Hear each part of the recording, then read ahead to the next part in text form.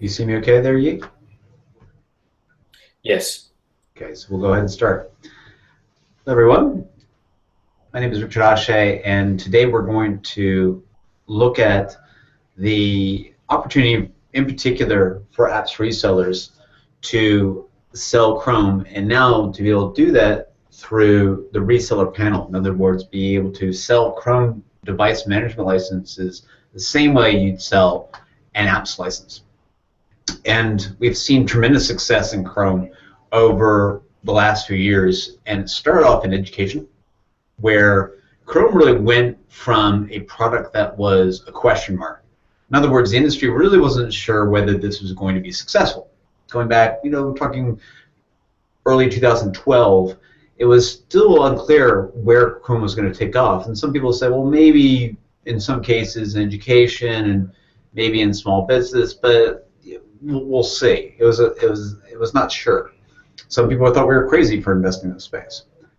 Very quickly, though, in education, Chrome became the #1 device in education. And 2014, again, it happened in 2015, became the #1 device in education in the U.S. And also in the U.S. became gained over 51% of the market in K-12 education. So then, generally speaking, people are saying, well, that's great, you did that in education. Well, how are you going to do this in consumer? How are you going to do that in work? Well, the interesting thing is that, well, the industry drivers are very different. In other words, in K-12 education in the U.S., the reason why Chrome was really successful is because you had things like online testing, you had something called Common Core standards, which forced that online testing. You also had the schools around the country were shifting to a one-to-one model. So that was very different. You're not going to see that in the business world. You will see very different industry drivers, very different business needs. The fundamentals are the same. In other words, the reason people get Chrome are the same. They are looking for speed, security, and simplicity, and the shareability of the Chrome devices. So that's exactly why they're going to get it for. In businesses, they're just going to get it for different fundamental business reasons. In other words, they're going to get it for different use cases. They're going to solve different mission-critical problems that are particular to their industry or very specific to their business. Then the question comes up for partners, okay, that's great, but then how am I going to make money off this? Because the standard, when we look at what happens in the industry, if you are today a partner selling, let's say, Google Apps for Business, then you probably sell Google Apps. You probably have your own services that you sell around that, and you might sell their SaaS solutions, or maybe you sell some on-premise solutions as well. However, when you look at Gartner's their spend analysis for 2016, when they forecast all the money that's being spent in the industry in terms of IT, 30% of that goes to devices. And there is a significant chunk of the IT services, that 45% of the IT spend, that is dragged along from the device deals. In other words, there'll be services that are specifically attached to device sales. If you're not selling a device, you're probably not going to win that services business. So there's this huge opportunity in services that for partners that don't sell devices today, they're missing out on. So you might go into a customer and sell them apps. If you don't actually have a device to sell, and you don't have the capability to sell it, you don't have the services along with that device, then there's a significant amount of IT spend that you'll just never be able to touch. That's really the opportunity we're trying to focus on today. One of the challenges, though, especially when you're coming from experience as an apps reseller, and I've had lots of experience working with apps resellers around the country, including in Asia, where I spent most of my Google career and a big chunk of my career overall. I work with partners all over Asia and as well as Australia, and the consistent feedback was, well, the margin I get on the apps pales in comparison to the amount of money I can make off of services. So it's really a services business. I think that the apps revenue seems great, but I'm really going to end up driving a lot of my revenue and my profitability through the services that attach to it. But now when I look at devices, like, where's the margin there? And that's comes up again and again because they're used to what the apps margins looks like, and the services margins off of apps revenue, and they really understand that business. They're just dubious that they're going to be able to do something similar with things like Chrome devices. So let's talk about that. Where's the money in Chrome devices? How do I build a services business, and how do I build a proposal? Now, where's the money? It comes down to simply this. When you sell Chrome devices, with it you will sell device management. And simply put, it is a part of the cPanel where you manage devices. In other words, you're not buying access to a totally different part of Google services or a different cPanel or some other SaaS offering. It's really an extra tab within the existing cPanel, and they're getting a license to access that and to use it to enroll their Chrome devices. So you sell them the device management, and then you're going to attach services, apps, and content. Now, some of those services are going to be very similar to what you're doing today. So if you sell apps deployments and the change management associated with that, you'll be able to do something similar with Chrome devices. You'll need to get different skills to do that, in terms of you'll have to understand how the device management functions work, some of the best practices with deployments. But the same person, the same consultant on your team that's deploying apps will be able to deploy devices as well. They'll be able to add this to their skill set and add this to your portfolio without having to necessarily hire a specialized skill set. There'll be other things that'll be very similar to what you're doing today, particularly around third-party integration, such as, you might be familiar with integrating single sign-on solutions or VPN, and you'll have a similar skill set you'll be able to transfer it's a transferable skill set when you bring on a devices business. But there's elements to it, particularly around things like specific services associated with Chrome devices, such as if you're going to sell Chromebooks for meetings or kiosk and signage. There's some very specific services in there that you're not selling today. And you might either build that practice, or you might go back to back with another partner to build that practice. And then there's going to be apps and content. Now, some of those apps, obviously things like Google Apps, you're very familiar with, and third-party SaaS solutions that they might purchase as part of migrating to a Chrome device for, let's say, their knowledge workers. But some of that's going to be content that you might design for them. And I'll give you some great examples of that as we go along. Now, when I look at opportunities with Chromebooks for work, and I compare that to, let's say, the PC business, say for some of you might be familiar with how either you or other partners are selling, let's say, a Microsoft or a Mac.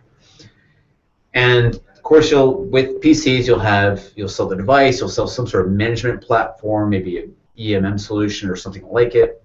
You might have white glove services where they prep the device, and before they send it out to the customer, you might have add-on services like deployment, consultation, maybe managed services. You might have some sort of infrastructure services, doing some sort of site survey to determine what sort of broadband capacity they have within their Wi-Fi, and what sort of Wi-Fi capacity they have, and then add-on software and hardware, perhaps Google Apps, Office 365, and things like that, and then maybe antivirus and encryption software.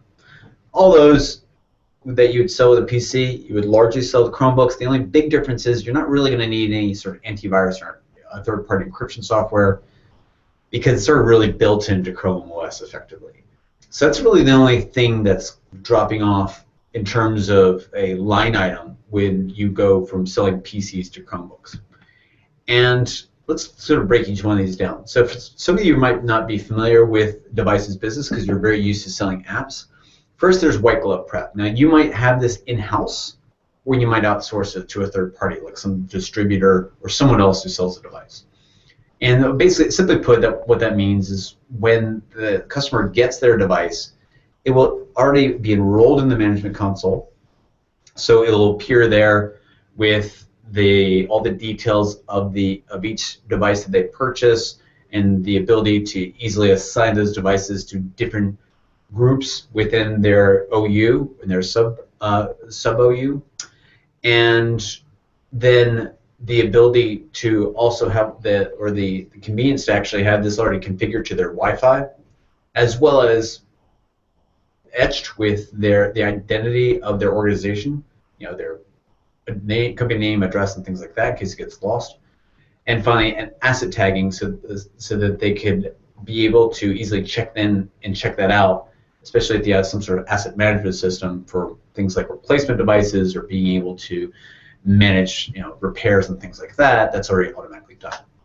And then finally bundling this with peripherals. That all comes in white glove prep. It's a relatively simple service. You could bring it in-house if you see this as being a scale business, something that you're going to sell tens of thousands of devices. If you think this will just be maybe a few one-offs where you're doing this more opportunistically, you're then probably going to outsource white glove prep. Now, the consulting and the deployment services that you're going to see with Chrome for Work, it's going to be very similar to what you're doing with apps.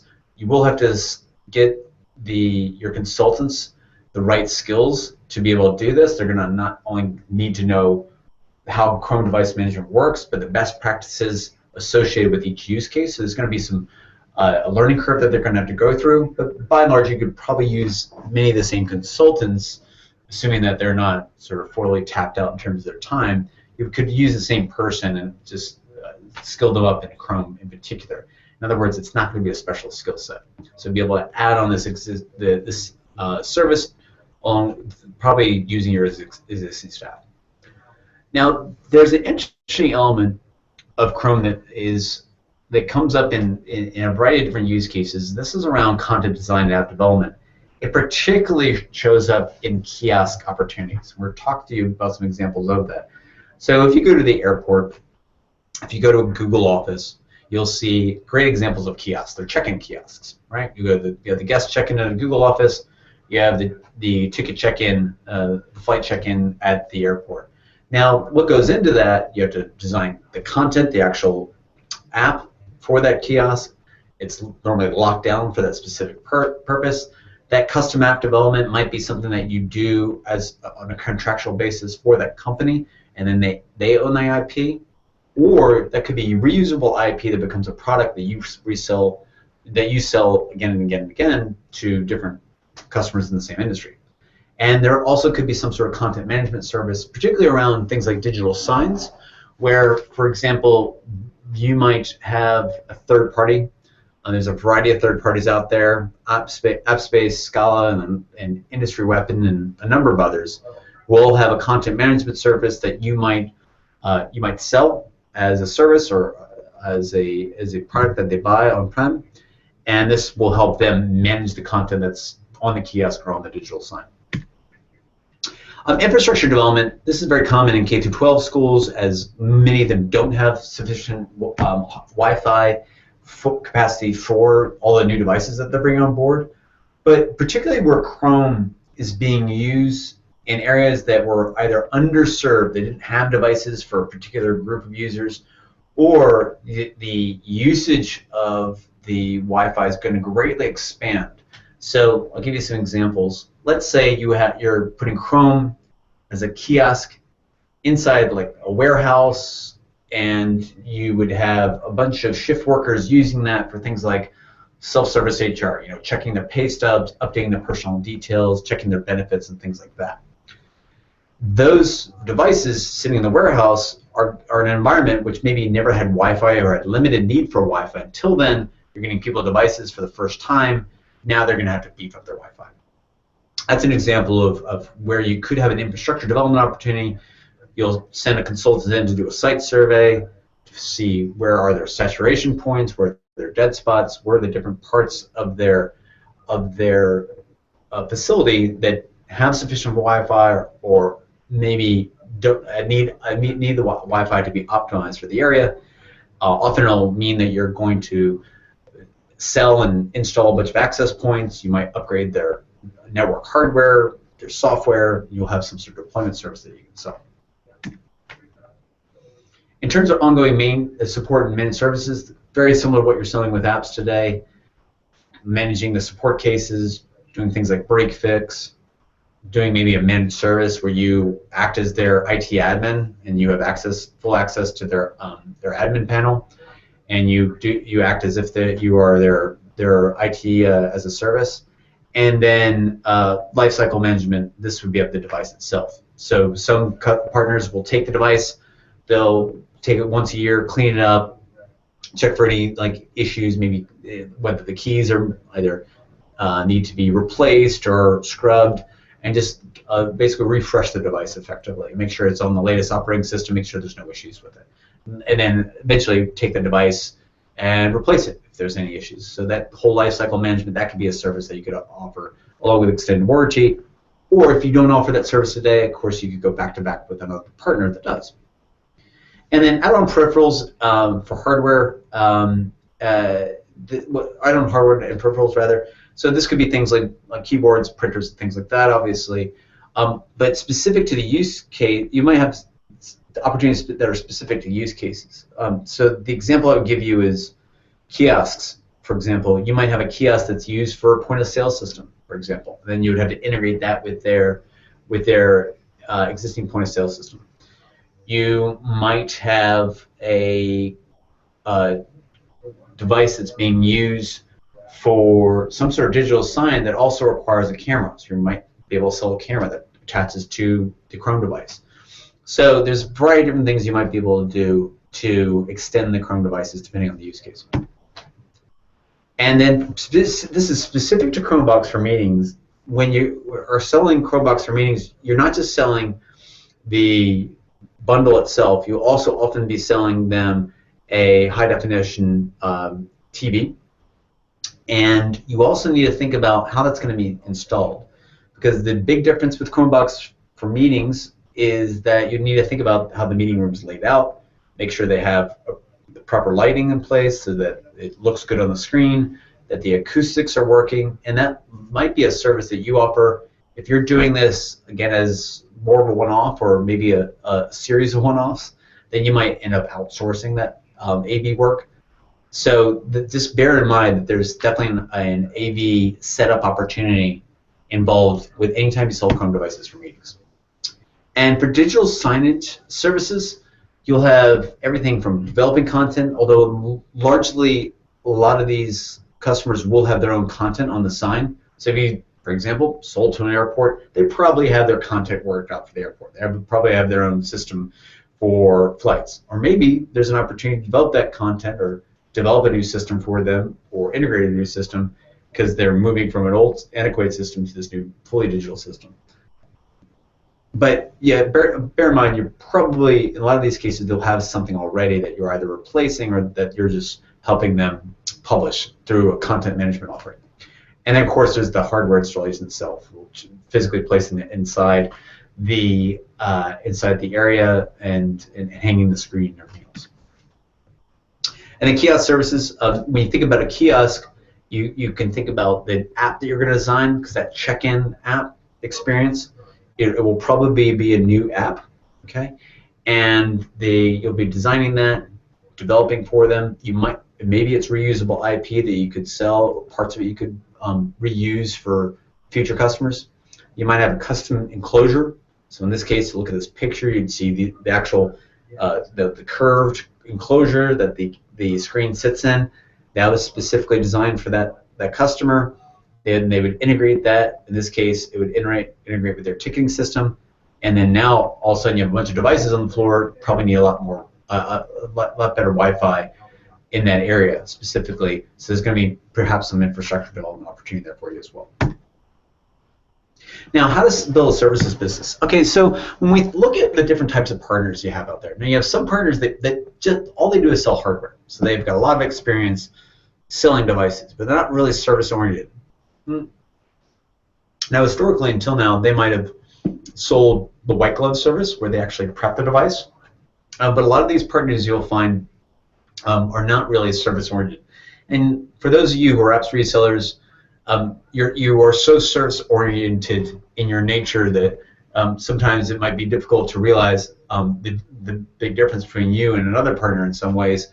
When you're just very used to that sort of mentality of selling services.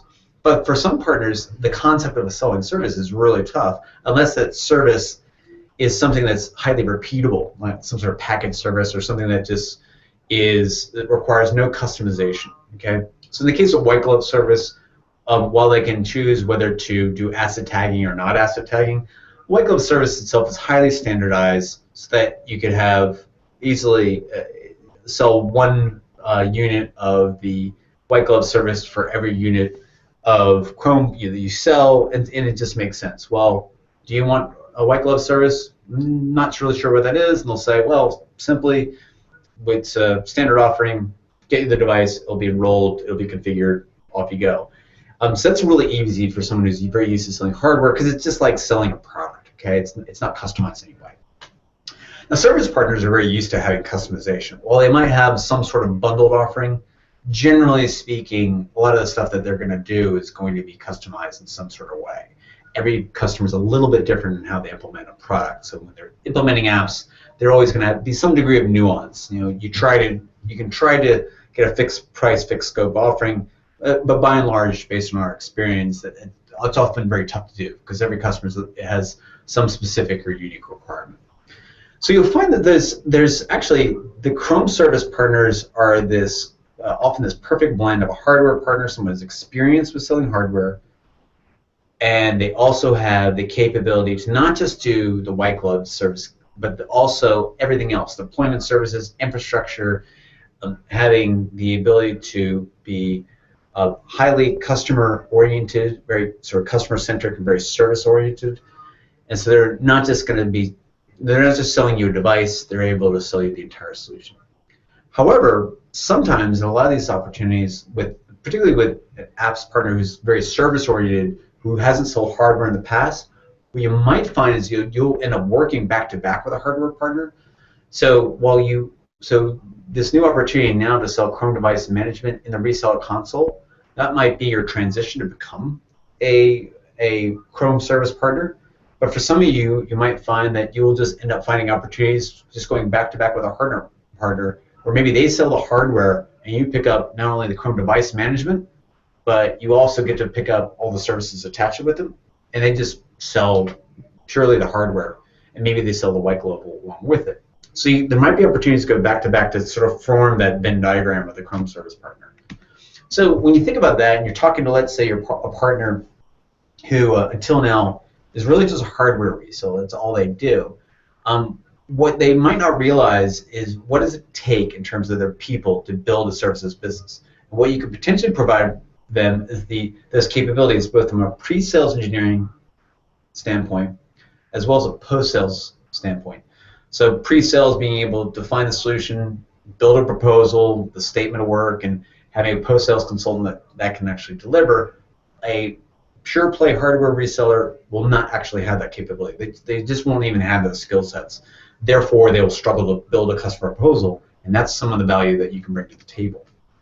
In terms of partnerships, there's different types of ways you can do that. You could come in as a prime partner, and then you could subcontract out parts of the work to other people. Let's say you're selling Chromebooks for meetings. You're the prime partner. Maybe you get a hardware partner to sell the devices, like the actual Chrome boxes. You pick up the Chrome device management license, as well as any services that you can deliver, and then maybe you outsource part of the AV work for Chrome for meetings. But you're the prime partner. And you could have one or more subcontractors with that. Or the hardware reseller could bring you in, and you take all the services business associated with that. For some hardware resellers, they might fully outsource that. Maybe they want to prime it because they have some service capacity, but ultimately you're delivering all the services. So there's different ways to cut this. There's different opportunities, and we just encourage you to have an open mind and look for partners that also are sort of like-minded and are looking to go back-to-back, or looking to sort of maximize their capabilities and go work with other partners like yourself. In terms of the structure, what you'll find is that if you're dealing with a partner who's sort of a pure play hardware partner, you might find that they will struggle to sell services. They might do this as a one-off initially, but unless they put in the right structure in place, the right specialists who can drive this business, you might find that services is just not something that makes sense to them, because the people that they have on the phone and sort of on the road as field sales reps are typically going to be people that have been used to selling the same thing again and again. Like, they're used to selling high volume business, highly repeatable, selling and negotiating off of a few percentage points in terms of how they structure deals. And if they're not selling any services and they're just used to that sort of rinse and repeat sales cycle of sort of high volume and limited service attached or zero service attached type business, then they're probably going to need, if they want to really start to build a services business by working with you, you might need to coach them on what kind of structure they need to put in place. For example, they might need to put in that this sort of pure play hardware reseller might need to put in some sort of overlay specialist. In other words, someone who works with them back to back, or with the actual account manager, and then helps them as the specialist to sell services with them. They actually might need like a dedicated service sales rep, a separate team that works in parallel with the sales team. There's some challenges to both of those models. Sometimes people work in some sort of hybrid of that. There's challenges in terms of compensation and how people are really motivated, but yeah, there might be an opportunity for you to work with them and potentially coach them on how to build that services sales team. You might even be that services sales team for them. You might even work with them, maybe even have people on site at their company really selling your services on your behalf. There's some interesting opportunities to get creative in terms of how you structure your partnerships. And finally, when you think about systems and processes, think about the fact that if you're working with a pure play hardware reseller, they might not actually have a way to sell customized service. In other words, they might not have a way to capture that in terms of their CRM system. They might not actually have a sales process that has anything to do with, at this point, sort of validating a solution and building a proposal. They might go straight from qualification to negotiation to close. There might actually not be any opportunity in there where they deep dive and go into discovery and solution validation, and just having that part of the sales process actually might be a very significant change for them. Also, they might not have a way to report service attach rate, so you might have to work with them to understand how they're going to be able to capture and get visibility in their CRM system, because that'll help drive behavior. You also might need to consult them on how to do order management, in other words, what's the service bundle SKUs and what kind of custom service SKUs are they going to be able to implement within the order management system? In other words, how can they actually book an order with a service attached to it? And then how are they going to account for it? Like, accounting for services means you need to do things like account for the deliverables and how you're going to account for revenue depending on when the project is completed, and what are the risks associated with the project, and how do we actually assess those risks, and how do we make bids that are going to be successful, and how do we avoid bids that are going to expose us from a financial perspective where we might not be able to deliver on time and under budget. So all that being said, I mean, when you think about these opportunities with Chrome Chrome for work, there are partners out there that already have existing hardware businesses. They will be selling Chrome, and you might be able to work with them and fill in all these different gaps that I've described, from people to processes to systems to the whole sales structure and the way they go about their business. And you actually might ultimately become an extension of their team, and maybe even have people on site to help them work through all this. So we talked about where's the money devices, how to build a services business or work with a reseller to help them build their service business. Let's talk about building a proposal. So we will look at where we're focusing our efforts in this industry. We're looking at Chrome for Work target verticals, where we're seeing success. Here's some of the patterns that we're seeing. We're seeing a lot of success in retail, which includes food and beverage, as well as hospitality. So you're seeing large customers across the retail sector. Biggest one, of course, in Australia, for people very familiar with that market, is Woolworths, one of the largest employers in Australia, using Chrome really all over the place. They're using apps, using Chrome, using Chromebooks for meetings. They're doing some really interesting things, and they're sort of ahead of the curve in their market. But we're seeing this as a consistent pattern. Kohl's, Chico's, and others have already adopted the Chrome devices for different use cases. And this is also seeing this in the hospitality industry as well. And in retail, we're seeing this really as a device is used both for managers and employees.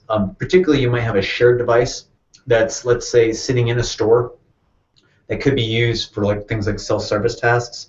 And it's just a lot better to have a device that can easily switch between different users safely. A lot of these retail stores, there's one of the biggest retailers in America today who we're targeting right now. The way they manage that when they want to give employees access to, let's say, HR information, is they have a single device that no one logs out of. There's no concept of logging in and logging out. And they're all using the same Windows device.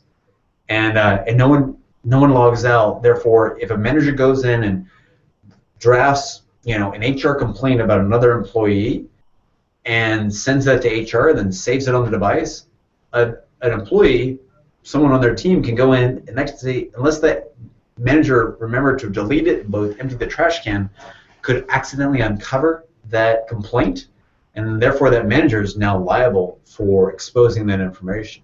And this is a very common use case we see in retail, because a lot of them use a shared device. They need it for sort of very specific tasks, some which are very highly sensitive, like HR. And today they just simply don't have a tool that allows them to easily switch between profiles. Shift workers are another great example, as people will share a device for different things. If you go into a retail store, again, they might have some sort of design kiosk that they're using so that one worker will be able to log into this and then be able to sit with a customer and design, let's say, a room in IKEA or something like that.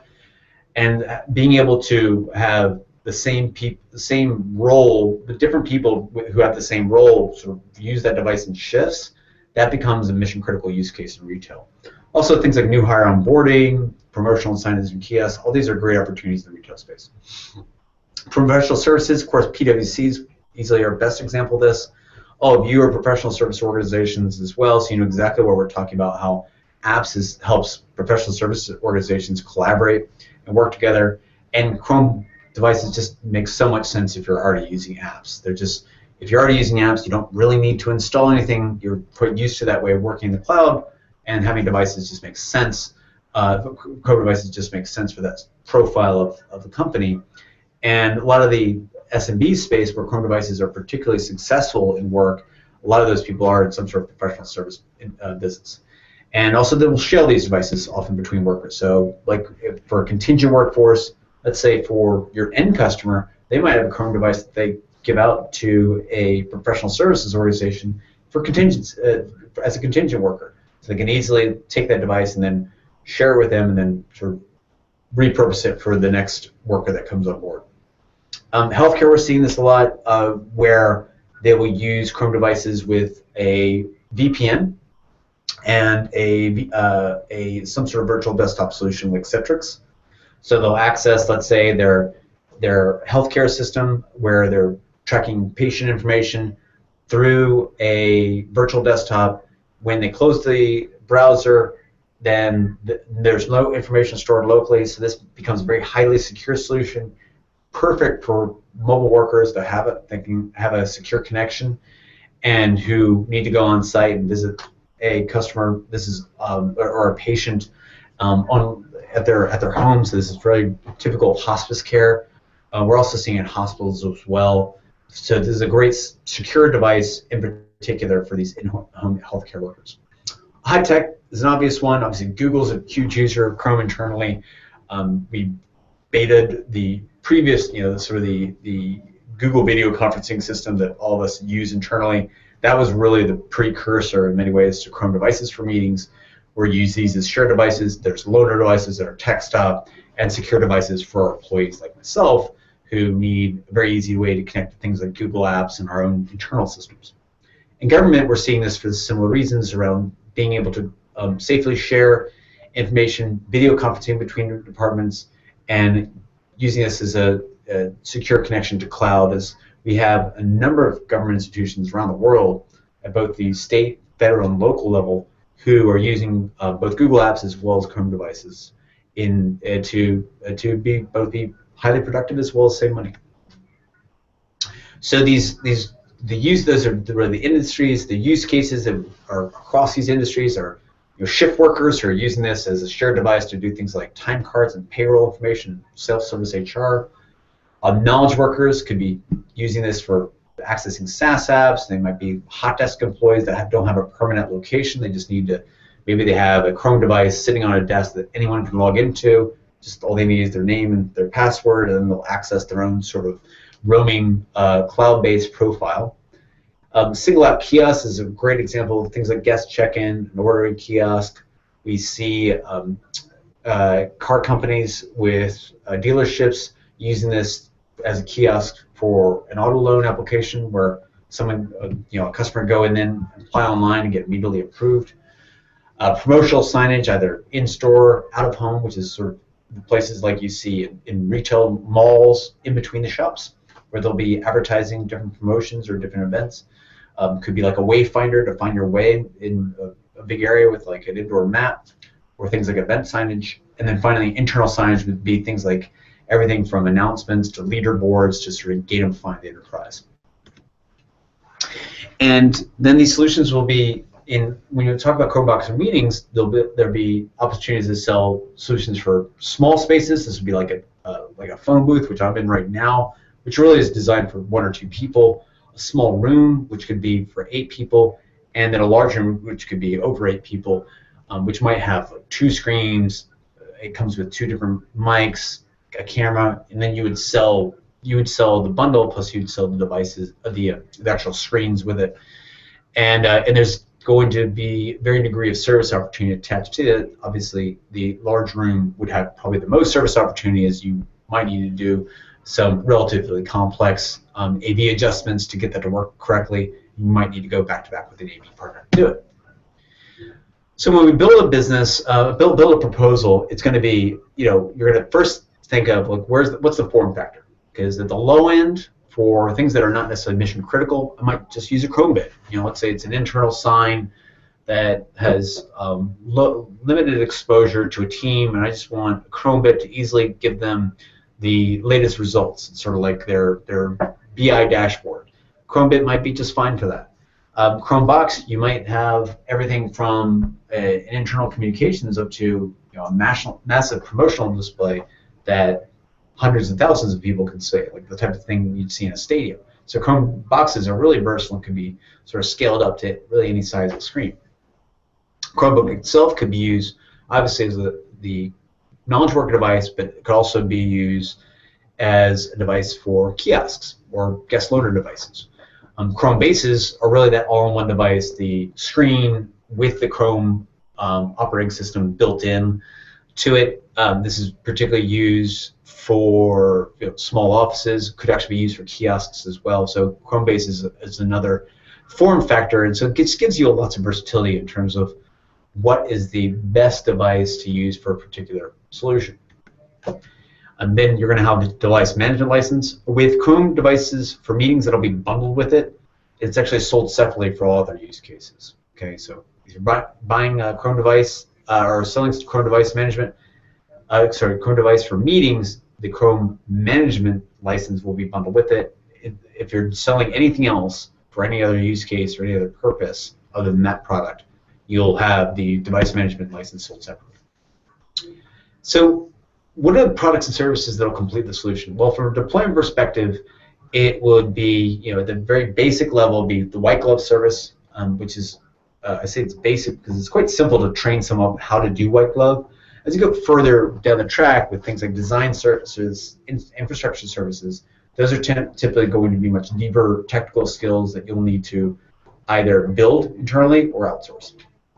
Add-on hardware and software for a CFM bundle, depending on the bundle, there is the small office, which includes the Chrome base, so you don't need to sell an extra screen. With the CFM bundle for for the meeting room and the large room, this is the sort of 8-person room and the more than 8-person room. That would be something where you actually need to sell a screen as well. You need to sell some sort of high-definition display. Additional hardware and peripherals that'll depend, of course, on the use case. That could just simply be a keyboard. It actually could be something that connects a camera or maybe a point-of-sale system. The third-party VPN solution and third-party SaaS services, again, will depend on the use case, but there's lots of opportunities there as well. And the ongoing support services, this will be similar to what you're doing today, things like triage and support and managed services as you do with Google Apps, but it also could be things like extended warranty services and repairs, which you probably, if you're not selling devices today, you'll probably end up outsourcing. So, so really, when you're talking to customers today, it's really an extension of that conversation that you've been having with apps already. So where can Chrome enact transformation? In other words, where can it enable people to transform their business if they had just the ability to have a screen at the right place in the right time? That sort of moment of truth where a customer is about to leave the retail shop, or they're getting frustrated and needed to interact with someone. If you could just have a device to capture that feedback from customers, or to help call for assistance, or engage with your brand, with the customer's brand, or to see that digital sign that points them in the right direction, or perhaps being able to connect all their people in a meeting and be able to finally be face-to-face, even though that for years they've been spent sort of disconnected across multiple offices. All these different scenarios, they're all examples of transformation.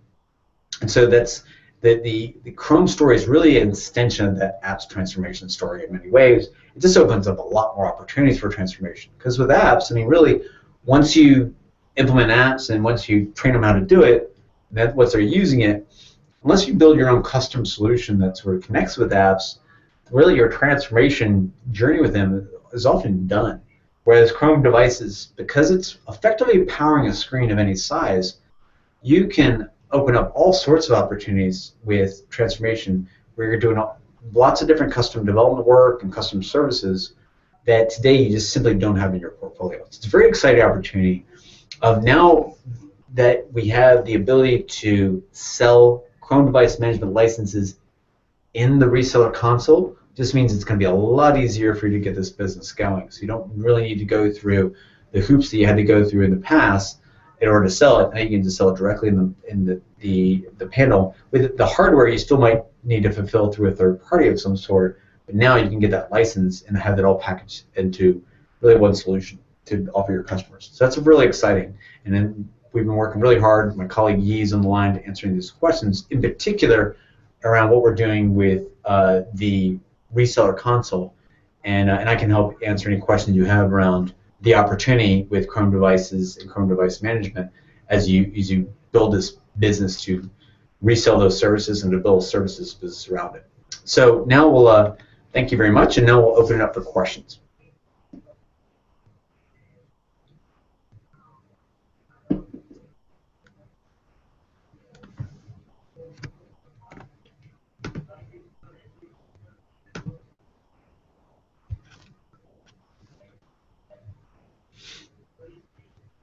Okay, so if you want to ask a question, what you can do is you can go into the chat window here. You'll see it on the left-hand side. You'll see you can just click the blue button on the top left corner, and then you will see the chat on the right-hand side.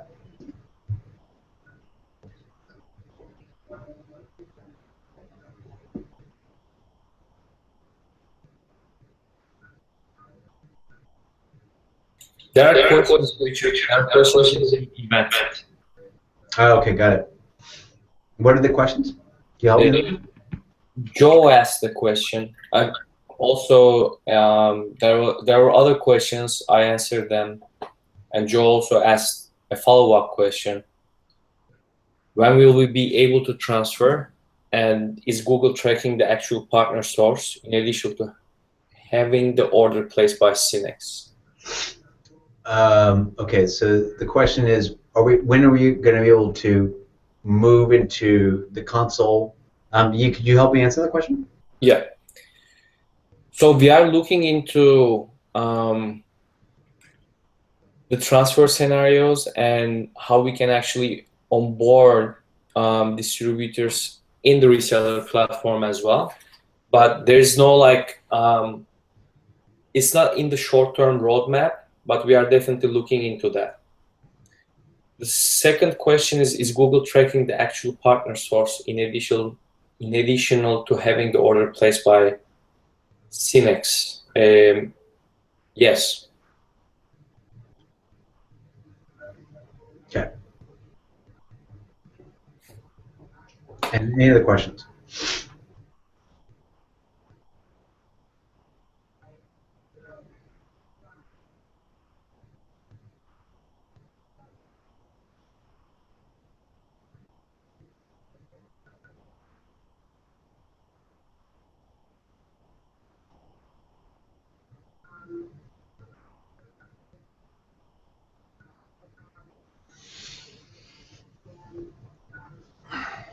Any other questions, you?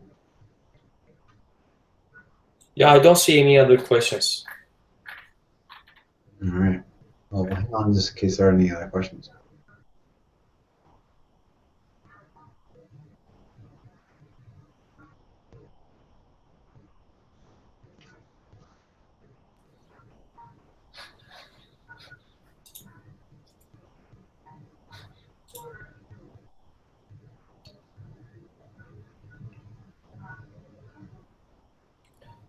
There's another question from B. Rally. We still don't have access in Reseller Console to sell Chrome device management. We have been selling CDM for a few years, so just wondering if we can expedite. Can you send me an email to yigit@google.com, yigit@google.com? That if you're in the process, it should work, but I would love to hear your feedback about the onboarding process and why you feel that it's not fast enough, so that we can actually make the necessary changes for all other partners as well. So feel free to send me an email, yigit@google.com, yigit@google.com. I'll post my email there. Larry asked the question, where can we get details on CDM pricing, and is it possible to get the slide deck for review internally with our teams? CDM pricing should have the details in GWC. Let me check that and get back to you on that. Richard, regarding like the slide deck? Yeah, that'll be accessible through the GWC, and I'll put the link in the chat in a second.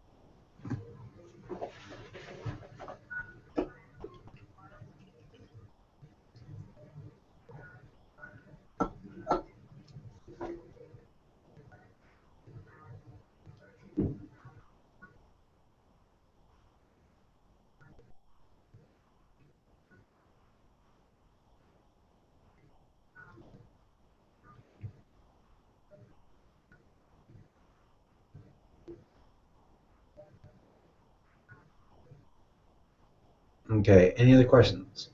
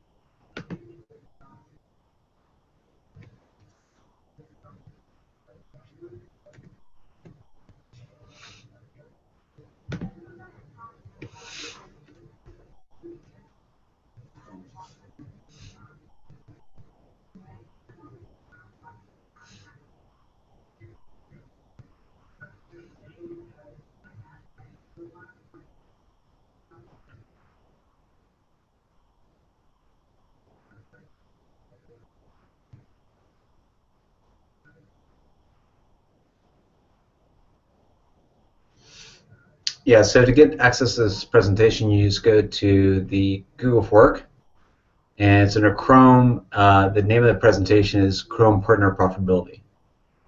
Unfortunately, due to some technical issues, I had to present this from my personal account, so I can't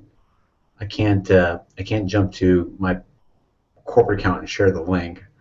So the best way to do it is just to go to GWC and look for the Chrome for Work, Chrome Partner Profitability is what it's called,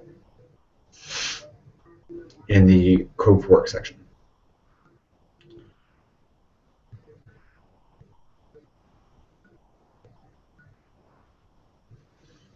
Okay, so if there's no other questions, I suggest we wrap up, okay? Sounds good. All right, thanks everyone for your time. Bye-bye. Thank you, guys.